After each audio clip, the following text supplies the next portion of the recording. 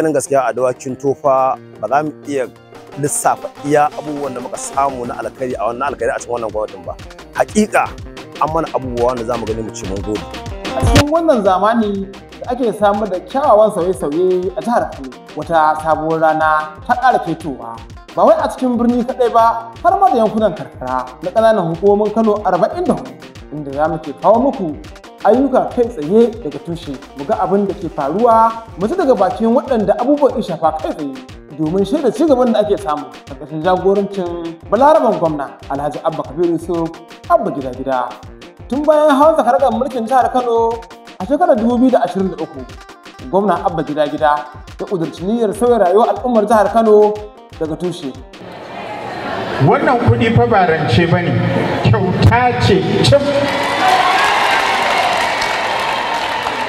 Birni da karkara, ayyukan da ba a saba gani ba a yankunan karkara a yanzu haka ana ganin su kure a zahiri suna gudana.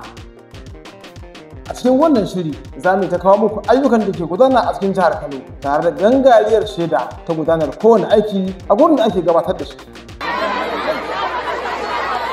Shiri ne wanda zai ringa taɓa fannoni daban-daban a yankunan karkara, musamman harkar ilimi, kiwon lafiya da kuma aikace-aikace kama daga gine-ginen makarantu da kuma harkar gina tituna, tare da dukkanin al'amuran morewa rayuwa har da gina rayuwar ɗan adam da ake yi a jihar Kano, duka ƙarƙashin kulawar mai ba gwamna shawara akan harkar yaɗa labarai, Honorable Ahmad Muhammad Sifika.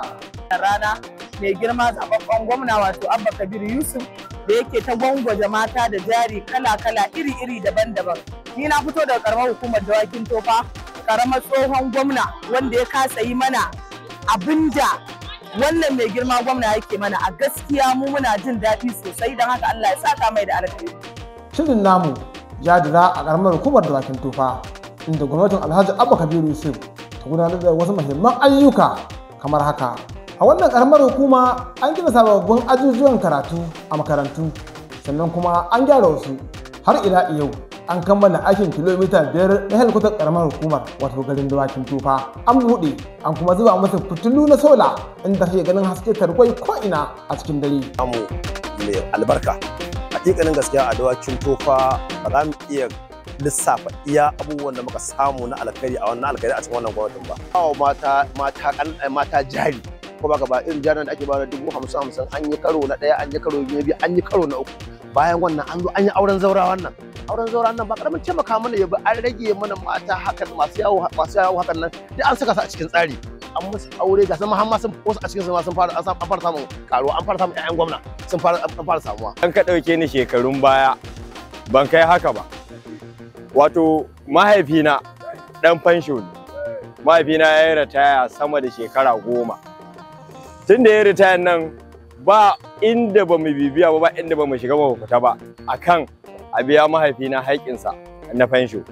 Amma Allah cikin ikonsa zuwan mai girma gwamna Abba Kabiru Yusuf ba mai aune ba, sai wata rana da sassafe mahaifina ya kirawo ni ya ce ikon Allah kaga gaba ɗaya an biya ni garatuti na gaba ɗaya. Abin ya ɗaure mana kai, abin ya bamu mamaki. Ko da duba da gani yanzu in ka kalle ni ka kalli mahaifina kai ka san an samu canji, an shigo alheri. Gaskiya muna gode wa gwamna, muna gode wa mai girma gwamna